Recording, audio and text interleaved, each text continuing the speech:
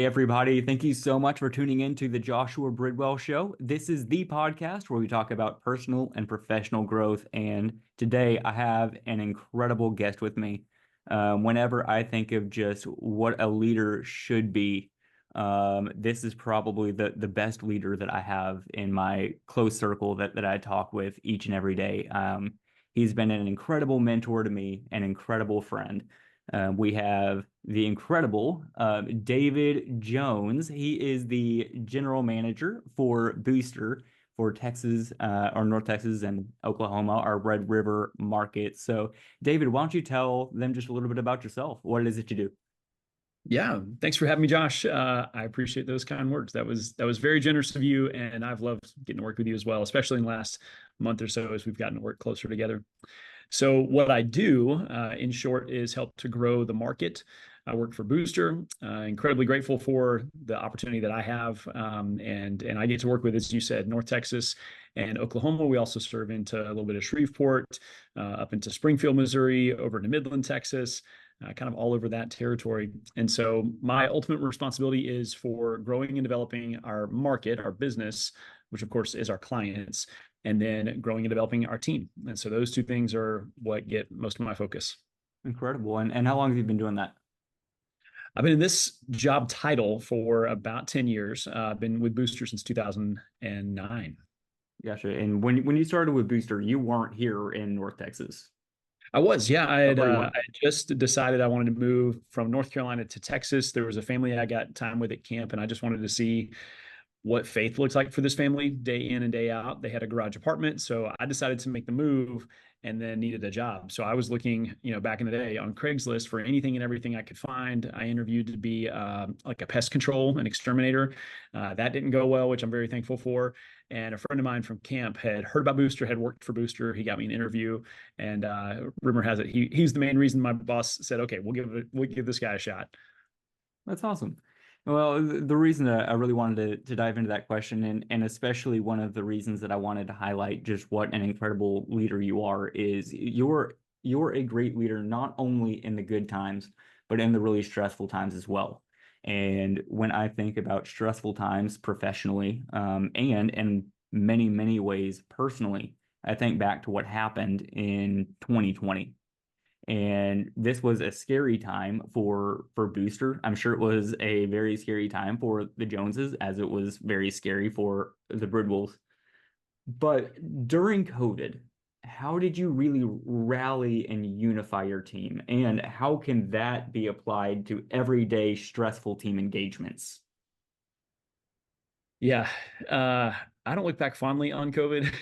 I hope we never have to go there again, but we learned a lot about ourselves individually. We learned a lot about our family. We learned a lot about Booster. And so we could take that question in a lot of directions, but I'd say one of the best things I had going for me was that I had leaders around me in my community, in my circle, both professionally and personally. I appreciate you describing me as a leader. It's part of my job is to lead our team, lead our people, but I report to other leaders, and I was so thankful to have them. And so I think the essence of community before the storm hits is one of the most important things. I've heard it said you should never figure out your theology in the emergency room. Like there are things we need to have prepared well for us ahead of time. And I've talked about this analogy. It's been helpful for me to process. When you look at a big oak tree, right? That tree is healthy because it has really deep roots. And I kind of nerded out on this a few different times. My team's heard a lot of different tree analogies, but there's something interesting that happens to young trees when they get blown by the wind. Small adversities, their roots deepen. They are going for more nutrients, they're going for more security, and that allows them to withstand higher winds later. And so, yeah, I would say not being afraid of discomfort, not being afraid of adversity, and understanding like the community around you before the storm hits, before the job loss or the illness or the world pandemic. That's all been really important. But what did it look like with my team through that season? Man, we tried to model really well transparency, authenticity. Wanted to tell our team what we knew when we knew it. And as you remember, like not a lot of people knew a lot of things. We're all figuring it out at the same time. Mhm. And there's this tough balance between having a constant optimism while also confronting the brutal facts. And I feel like I do those two things fairly well.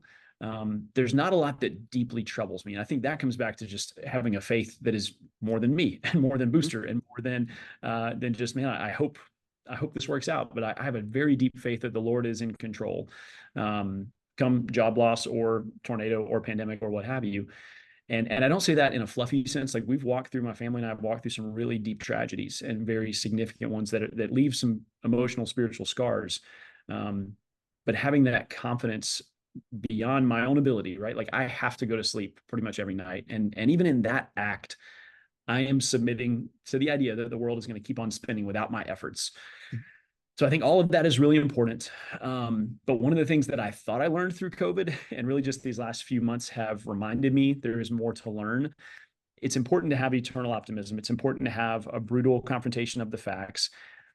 But one of the things I recall our team doing and our business doing was looking and saying, okay, what if it gets worse? Because at first it's just spring break. Maybe it's a long spring break. Maybe it's a month long. Maybe we won't be back for the rest of the semester.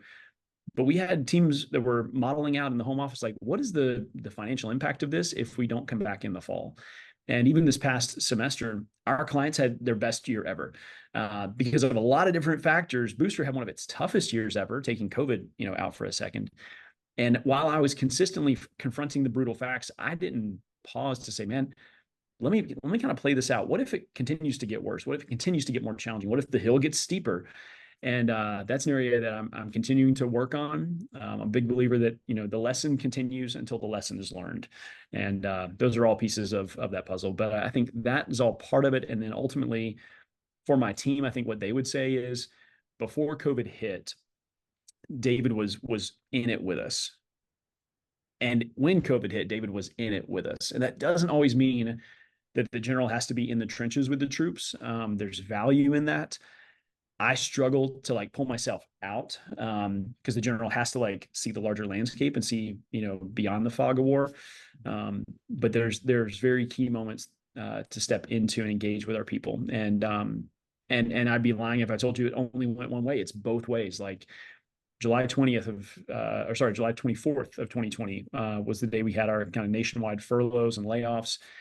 And it was the hardest professional day. I went from a team of 40 fall 2019 to a team of 4 fall 2020. And these are friends of mine. These are people that I love and care about. These are people who I've stood with them at their wedding. I've visited them in the hospital when their kids were born. And then the very next day, I had team members and former team members that came over to my house to strengthen and encourage me. One of them brought a smoothie, and it was the best tasting smoothie you've ever had. So those are all pieces to that puzzle. I know that's a long-winded answer, but that's all part of what that season looked like. Yeah, that's really great. You had talked about having the community before the storm, figuring out your theology before you're on your deathbed, and I think that's really important. But at the same time, I think that the pandemic and stressful times in general also remind you of the importance of what you do or do not have. Yeah. It also really teaches you new ways to care for yourself, teaches new ways to care for other people. And so how did you care for your family during that time? How were you their community? But also, how do you in general care for your family in difficult times? Yeah, my boys, I've got 3 boys. The oldest was going into kindergarten in the fall of 2020. And so, we tried to keep things on their level. They didn't need to know that there was a worldwide pandemic that was killing millions of people, millions, hundreds of thousands. I don't know what the final stats were. But they just didn't need to know that. They needed to know, hey, there are germs out there. We're going to wash our hands. Hey, we're going to see some friends, might see them from a distance. One of my boys, early on had the drive-through birthday celebration parades. But we just kept it on their level, and we had a lot of fun, and that was really hard. But it was also life-giving for us. And so that was part of it, making sure that we just played, kind of by their framework and didn't expose them to things too soon. If we take a step back, it was just a year ago that my oldest boys, really knew what 9/11 was, and they still don't fully grasp it. But I remember them coming home from school being like, "Dad, why did somebody fly a plane into a building?" Like they just don't need to grasp that yet. I want to protect their innocence. I don't want to keep them in a bubble. We want to give them appropriate risks and stretching. But for my family, so much of it comes down to just trying to know our family well. My wife and I are wired very differently. And so when my oldest son was 2, he had a big medical scare. He was in the emergency room all weekend. They were doing spinal taps and draining spinal fluid, and it was very scary. And they were intentionally not saying words like tumor, but we knew that that was the word they weren't saying until we had more confirmation on things. We got down from that 72 hours and everyone's exhausted. My wife is a rock in like tense moments like that. But then afterwards, she needs about a week to decompress. And I want people around. And so we came off of that weekend and I was like, hey, the Super Bowl is coming. What if we like have people over for the Super Bowl? And she was like, are you kidding me? That's like the last thing I want right now. So to your question of how do we care for our family, I think it's just coming back to knowing our people, understanding their rhythms. And then again, my wife does this really well. She asks for the things that she needs. I'm not great at that. I will just like continue to put stuff in my pack and keep like soldiering on. But if she needs time off or needs a timeout or needs to go for a walk, like she asks for that. And that's really good. That's helpful. And she's training our boys to do that well. So we did that. We were intentional with opportunities that presented themselves. My parents were, that they're older. They were very concerned about all things COVID, understandably so. And so we packed up the kids and we made a, through the night haul from Texas to North Carolina to visit for Christmas. We hadn't seen anyone on that side of the family in 7 or 8 months. That's not like a fun thing you sign up for, cross-country road trip in a minivan. But it was something we did to connect with our family. And then the last thing I'll say, I heard this quote early on in the pandemic. It's from C.S. Lewis, and he's referring to like the atomic age. But I've got it written down here. He says, if we're going to be destroyed by an atom bomb, or if we're going to die from COVID, let that bomb find us doing sensible and human things, praying, working, teaching, reading, listening to music, bathing children, playing tennis, chatting with our friends over a pint and a game of darts, not huddled together like frightened sheep thinking about bombs. And I thought that was so valuable. That's not to say let's be reckless, but that's to say let's continue to do the things that are worth life. And we really tried to lean into that. I'd never heard that quote before. I love C.S. Lewis, and for those who are listening that really aren't familiar with who that is, if you are familiar with The Lion, the Witch, and the Wardrobe, C.S. Lewis is the author of that, and he is a very, very strong man of faith. And I love all of his philosophy and everything that he comes up with, and he has a lot of really fantastic ways of reframing the mind, because it's very easy when it feels like the world's falling apart for us to gather together and talk about the impending doom. But that's not what life's meant for, right? There's joy in everything, and in all things be content. And for me, there's a fine balance between what is it that you do share with other people, what is it that you don't share, where's that line. And this isn't one of the questions that I had prepared for you, but this is something that I do want to unpack a little bit. When it comes to conversations about what to expose your children to, how is that how do you and your wife navigate that? I'm sure that it wasn't a comfortable conversation at first. No, but it's ongoing. Like I think from growing up, I have in my head that there are these like singular conversations. Like, have you had the sex talk with your kids? That's not like one talk you have one time and then never talk about it again. It's just an ongoing conversation. So I like to hunt. And we learn amazing things about the anatomy of animals. Like a deer is incredibly fast, and you can see the musculature and everything. And we use the meat, like we have, deer steaks. But I took my boys hunting for the first time, and they're asking about parts of the deer, and do deers marry each other, and we're having all these conversations around how little deer are made. And so conversations are just ongoing. I think that's part of it. We try to get ahead of it, which is tough. I mean, especially nowadays, like for kids, they are exposed to more information earlier than ever before. And they have, by and large, a smaller framework with which to process that information, because most of the time it's happening through a device. So they're seeing something scary or new or confusing or fill in the blank, oftentimes alone. Or perhaps with others their age who also can't comprehend why someone would fly a plane into a building. And so, a lot of the conversation we're having now, my oldest son is almost 10. We're having conversations around, devices and data and access to certain things. And I'm in the middle of a book called The Anxious Generation. It's a really good read about what phones have done, how they've rewired our brains, but certainly the adolescent brain as it matures. And so, my kids aren't going to have a phone for a while. Lord willing, I hope that's what we're planning on, at least. And that's going to be tough for a whole host of other reasons. But I would rather engage that tough than the challenge of my sons getting older and realize, man, like my brain has been totally, shaken up and stirred because of this device. So whether it's something like sex or something scary like COVID or something dangerous like terrorism, we try to make it appropriate to their age. And we try to protect them from things that they can't comprehend yet. Like my boys still don't know. I'm so thankful for this. They still don't know that schools are not always a safe place for kids.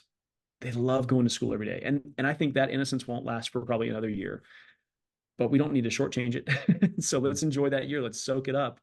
And then we'll step in, because we've been building trust and relationship with them. We'll step in when that conversation needs to come. That's good. And that's really healthy. I think that there are parents and role models that overshare or undershare, and I think that there's detriment in all of that. And so the most important thing is that you and your family are having healthy conversations at the appropriate time. And I think that that's really admirable. So congratulations to y'all for being able to navigate those conversations, but not only that, but being able to lean into the uncomfortable, because I promise you that parents having conversations with their kids about a lot of those things are not comfortable conversations to have. No. And Or to we, not have. yeah. I mean, we're gonna mess it up. We're gonna falter along the way. We joke, here and there, like, oh, they'll be in counseling for that later. Um, but we hope there are more blessings and fewer scars when it's all said and done. And so that's our prayer for our family and our boys.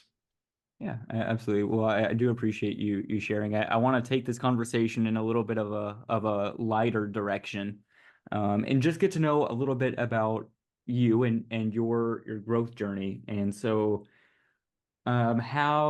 when did you start really caring about your personal and professional growth, and what did that look like? Yeah, I mean, I can remember back in middle school, I had a track coach, Steve McGill. I was like the skinniest, palest, almost slowest kid on the middle school track team, JV team.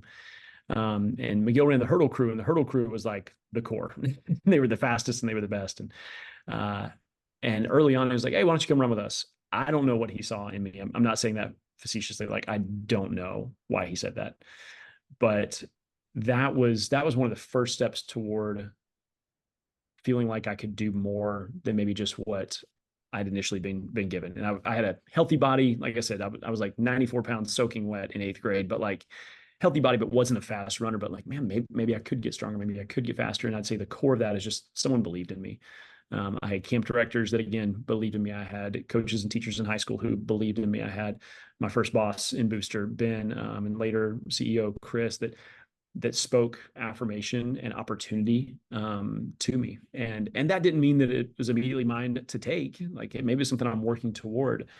But those pieces all played a factor in me wanting to grow and wanting to develop. And then early on, it was very self-centered. Like in high school, I wanted to be the president of as many clubs as possible, to boost my resume, to send to colleges, to yada yada yada.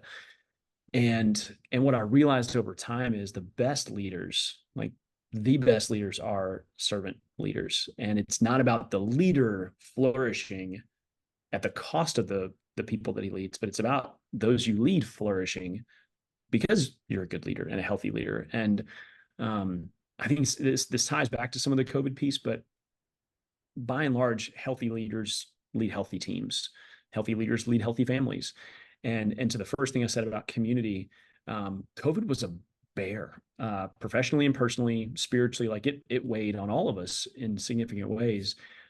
And we got to the fall of 22 when it seems like, from a professional standpoint, that we're past COVID. No one's talking about mask mandates, no one's talking about vaccine mandates in schools and things like that. But we got to the fall of 22, and I was absolutely gassed. I was absolutely drowning and just didn't realize it because I had just been slowly drowning. And my wife was like, "Hey, you're not okay." To which I lovingly responded, "I'm fine." Mm-hmm. And she literally like squared up with me, grabbed me by the shoulder. She's like, "No, I think you're about to snap. I think you're gonna like wander into the woods and come back with a ponytail a month later." Um, and and I let that sit. Like I really trust my wife. She has incredible discernment. It's like if she's seeing something, she's not going to nag and call something out that isn't there. Like let me just kind of chew on this for a bit. And a few weeks later, I said to a group that I really trust, I just said it out loud. I was like, I'm not okay. And that was so hard to say. It didn't mean that like my life was over. It didn't mean like career was ending. It just meant like, guys, I'm not in a good spot. And the essence of that was, if you imagine a hiker walking with a pack, I just continued to put more and more in that pack. Like I can take that on, I can take that on, I can take that on. Let me shoulder up so someone else doesn't have to. Let me shoulder up because I'm the leader. Let me shoulder up because I'm the dad or the husband. And Katie said it really well. My wife was like, "You're just pretending like you can run the same pace that you did, 13 years ago when you didn't have three kids and this size of a market and a marriage of more than a decade and all these other things. And like you're pretending like the pack doesn't weigh as much, and that's just foolish." She said all that kindly. But that gave me permission to chew on that some more and to start taking things out of my pack. There's a phenomenal nonprofit that's within Booster that I love named Blue Bridge, and I got to lead that for 5 years. And I finished a counseling session. I called my boss, ugly crying, and I was like, "Chris, I can't do it. I want to, but I need to hand it off so that Blue Bridge doesn't slip. Like I need time to rest and recover and get back to a healthy spot mentally, emotionally, physically." I'd put on like 15 or 20 pounds because habits had just kind of slowly tapered off as I didn't realize the pack was getting heavier. And Chris, ever the optimist, was like, "Well, what if we just kind of like press pause for a couple months and you get better and you take it back?" I was like, "I really want to say yes. I need to say no. I need to take that rock out of my pack." And there's a phenomenal leader who is doing great things at Blue Bridge now. So that's all been a process. And it started with, again, you're back to your question, like, how did this whole piece begin? It began with someone believing in me. That's awesome. I think that's really important too. It, this is a piece that I really believe that people struggle with the most. I've created what are called the stages of stuck, and one of these stages is just they'll look in the mirror, but they're afraid for whatever reason to admit where they truly are. Mm. And it can be that they're afraid that they're going to let their team down, or maybe it's they're trying to prove that maybe they can do the same stuff that they did 13 years ago before the kids and the wife. And um, I think that when we are unable to see our own reflection clearly, having somebody else point it out is really important. But if you are afraid to recognize your own reflection, it hurts when somebody else points that out. Oh yeah. And I think that was something that you ran into a little bit there. But I also think that it's really important for us to be honest about where we are, because that gives us the baseline for growth. And whenever it comes to growth, I know that you have done a really great job of growing yourself personally, professionally. You've created goals and you're really great at self-discipline. And so I think you have a lot of value to contribute to this conversation, to the listeners, to really transform lives surrounding your philosophies and stuff with self-discipline. And so I'd love to hear about your relationship with self-discipline and what's your encouragement to others that might be struggling with that. Yeah.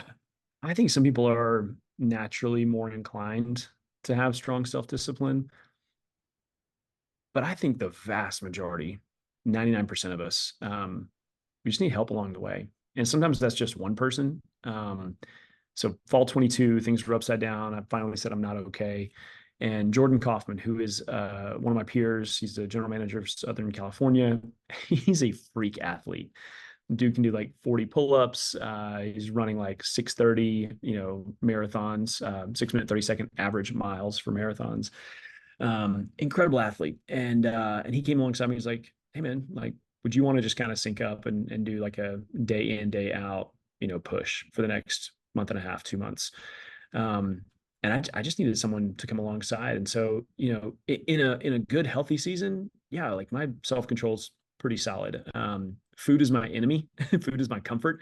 If it's been a tough day, I think a brownie or a Coke will make me feel better when it doesn't really for more than, the time I'm eating it. But yeah, but again, I think it's surrounding ourselves with the people we want to be like. If we want to be smarter, if we want to be more financially successful, if we want to be in better physical shape, if we want to be more spiritual, like, great, who's around you that you're looking to, that you can, be encouraged by, and then who are you working with that you can run as peers in that race?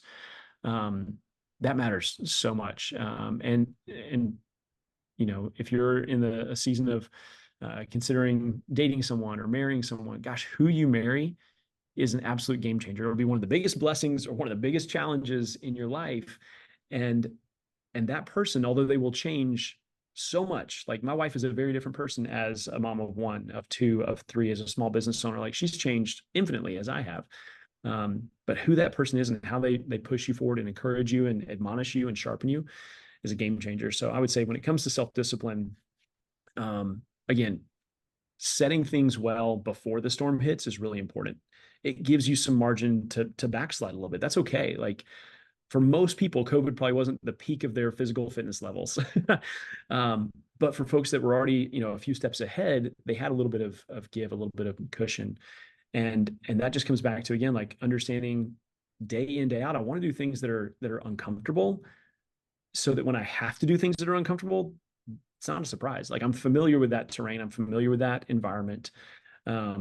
Comfort, this is Jody Dozier, our COO, said this. He's like, comfort is a terrible goal for your life. Like, let me just keep working until I'm comfortable. No, like, let's enjoy comfort in its place, but let's also like push ourselves. I love my bed. It is really comfortable. And Katie has like blackout shutters in the room. Like, I love going to sleep at night. And I generally have no problem going to sleep because I run hard all day long. Like, I'll wake up most days at 4:30, 4:45, and we're getting after it and we're going hard physically, mentally, emotionally, spiritually, relationally. So by the time I hit the bed, like, man, I need this rest. Mm-hmm. And that was one of the reasons that it was easy to identify that like things were so out of whack. Like, I was having so much trouble sleeping at night because all my other rhythms were off kilter. The counselor I was seeing was like, do you feel depressed? And I was like, no, like, Eeyore is depressed, like, he's sad and mopey. Like, I still get up and I get after it. And he was like, do you sleep at night? And I was like, no, not anymore. It's like, okay, maybe step one to helping you get healthier is lots of water, fewer sugars, and like getting good rest. And that tees us up for a good, healthy day. That gives us the chance to reboot, to refuel, to refresh, so we can go at it again the next day. Because every day's got some form of challenge and struggle to it. I really like getting up and going to this boot camp workout with my buddy Mason, because many days, like, that's the hardest thing. And I did it before 6:30 in the morning. And now the rest of the day feels a little bit easier because I've already tackled something hard in the morning. Yeah. There was an old quote by Jim Carrey, and I'm gonna butcher it, so I'm just gonna give the Spark Note version. He basically said that if you have anxiety or depression, is getting enough water and enough sleep and exercising, is that going to fix it? Maybe not. But if you're not getting the rest, the water, the exercise, the nutrition that you need, you don't stand a chance. Yeah. And I think that it's really important to take care of yourself, because if you don't take care of yourself, you cannot take care of other people. Yeah. And I'm not saying be selfish about it, but I actually think that not taking care of yourself is one of the most selfish things that you can do. Um, And we don't think it at the time. Like we think like I'm still helping, I'm still helping, I'm still helping. But yeah, if you're empty, what are you going to pour out to anybody else? yeah, you've got nothing left. And I'm an achiever, and so I've run into that a lot, and I have to have quality people in my circle that tell me, hey, slow down. You're you're about to hit a tree. Just Yeah. and those roots run deep. So make sure that you know that that's coming, and making sure that you're just really taking care of yourself. Yeah. And I just got off of another podcast where we talked about the importance of taking care of yourself. And if you don't take care of yourself, you can't take care of your family. You can't take care of the business, because if you think that yourself and whatever business or job that you're a part of are completely separate, you're wrong. You know, Yeah. the way that you show up affects those around you. And so making sure that you're really um prioritizing self-care is just one of the biggest things that I think we as a culture overlook. Because if we say, hey, we want to or I want to take a step back, I want to take care of myself. Oh, you're selfish, you're only thinking about yourself. No, I'm actually thinking about other people. And so if you're the type of person, speaking to the listeners, if you're the type of person that has the mentality that if I take care of myself, it's at the detriment of other people. Hear it from me, hear it from David, that's not the case. You need to be taking care of yourself. You need to be filling your bucket so that you can then go and pour into to other people. And being able to take a step back and just breathe is something really important. If you're going through a life storm right now, listen back to this podcast, save it, subscribe, share it with other people that you think really might benefit from something like this. And I'm gonna close out here with the final question that I always love to ask my guest. I'm an avid reader, and I have sent David book recommendations, and he sends some to me all the time. In fact, the book that I'm reading next is actually one that he loaned me, because I want to be better about asking intentional questions. And I also, sorry, but before I actually get into the last question, I do want to make this point. If there is something or somewhere that you're wanting to go in life, it's okay. And in fact, I encourage you to let other people know about that. And if you have the ability to help somebody get to where they want to go, please be a sensible person. Help them out. We are here to serve one another, to care for one another the absolute best that we can. And please don't be afraid to vocalize your desires, your destination, because people can help you get there. Community is very important. Yeah. And Josh, I would add to that. If you want to do that through a social media channel or text message to a group or something, that's great. I think that can be really encouraging. You can connect with people along the way that you might not have ever known before.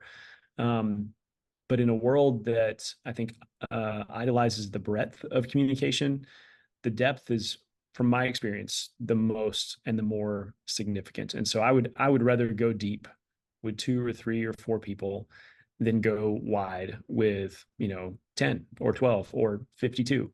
Mm-hmm.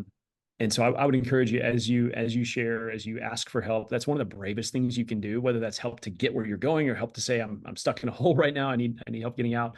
Um, you know, make that ask. That takes a lot of courage. But go deep with one or two. Like I mentioned Jordan earlier. Jordan and I have become friends. And I'm very thankful for that. We were peers, we were coworkers, we were acquaintances before that. We become friends. And there are seasons for that, and that's good. Like Jordan and I went real hard and real deep for a season, and that season has passed, and we're not texting every day right now. But man, soak up those seasons and acknowledge those seasons. There will be seasons of great strain, of intense work. There'll be seasons of rest. We have to acknowledge each season for what it's worth, because if you apply the tactics and the strategy and the plan for a season of rest when it's actually a season of work, it's not going to go well for you. Take a farming analogy, like when the crop is ready, like you got to go, and then we'll rest after the crop is in. So anyway, just my 2 cents on that. Yeah, absolutely. I think that's incredibly important, and I appreciate your contribution there. Like I said, reading is something that's really important. Readers are leaders, and so for you, what are the top 3 books that you have found the most transformative for your life as a whole? Yeah. If we take the Bible out for a second, so keep that up there. But 3 beyond that, I love the Narnia series. So I'm cheating a little bit because that's a series of books, but the Narnia series, I think God's spoken to me in some incredibly pivotal moments through characters in that series, and so that breathes a lot of life and excitement and kind of color to faith for me. So I highly recommend that. You can read it with your kids. You can read it by yourself. And again, it's written by C.S. Lewis that we quoted earlier. His ability to speak to a child and to an older person is fantastic. So I recommend the Narnia series. Extreme Ownership is written by a couple of Navy SEALs. Highly recommend that book. They take real life on the battlefield experiences. They tell you the lesson they learned and how you can apply that to fill in the blank, your church, your organization, your nonprofit, your community. It's tremendous. And we talked a lot through COVID about those different seasons. COVID was we got to move quickly because the world is changing, not by the day, like by the minute. They talk about in a firefight, you have to shoot and move. It's not like slow down and place your shot and take your time. Like, we got to go. Highly recommend Extreme Ownership. And then the last one I read about 1.5 years, 2 years ago, it's called The Ruthless Elimination of Hurry. I love this about the title. It's by John Mark Comer. You can't even like say the title quickly, like Ruthless Elimination of Hurry. Like, you have to slow down to say the title of the book. And y'all, to what Josh said, like, I'm an achiever. I want to go. I want to get things done. I wake up on a Saturday morning or a day off like, oh man, here's my list for the day, and I can be so productive, and I can pack things in, and this will bless my family, and it'll be, encouraging for someone else. And that's not bad. But like I said earlier, like, the body was designed to have to rest. And I think our souls were designed to have to rest. I think that's ultimately resting in the Lord. But if we're going to rest in the evening, if we're going to rest on a Sabbath once a week, if we're going to rest for a longer period at some point, maybe you take a sabbatical, like, you've got to build in rhythms and pace of rest. It's really important to me that I get after it early in the morning, and I work out and I run hard and I run fast and I lift heavy. Like, that's all important to me. But what had happened unintentionally was that, like, that had created a pace that was not necessary. And I would find myself walking quickly from my office to the next office over. Like, why? I'd find myself walking quickly on a walk with a friend where we have no place to go. It'll save you 2 seconds. But it'll save me 2 seconds. And so The Ruthless Elimination of Hurry is a fantastic read. I think it'll do 2 things. It'll probably refresh your soul a little bit, and it'll leave you longing for a little bit more refreshment. Man, and if you're needing permission from somebody to rest, this is your permission. Go rest. Take care of yourself. David, this has been absolutely incredible. I'm so glad that you took time out of your day, out of your week of rest, to be able to sit down and to just really pour into the audience here. You are definitely a fountain, not a drain, and so I'm so glad that you take care of yourself and you're able to pour into other people. So before we sign off, do you have any final words, final thoughts of wisdom? And I'm just grateful for the time. Y'all, if you don't know Josh personally, you've just been listening for a while, he's the real deal. I've seen Josh at a distance for many years, gotten to work with him for the last few years, my team, and then even more closely in the last month. And each layer that I get closer to Josh, I'm more encouraged by who he is, how he cares, how he thinks, how he leads, how he operates. And so that I say that all on the professional context, but I've been encouraged by all those things on the personal as well. So thanks for having me on the show. Yeah, absolutely. Well, hopefully sometime we can have you back talking about even more fantastic leadership and just life skills. But this has been the Joshua Bridwell Show. Thanks for tuning in. We'll catch you next time.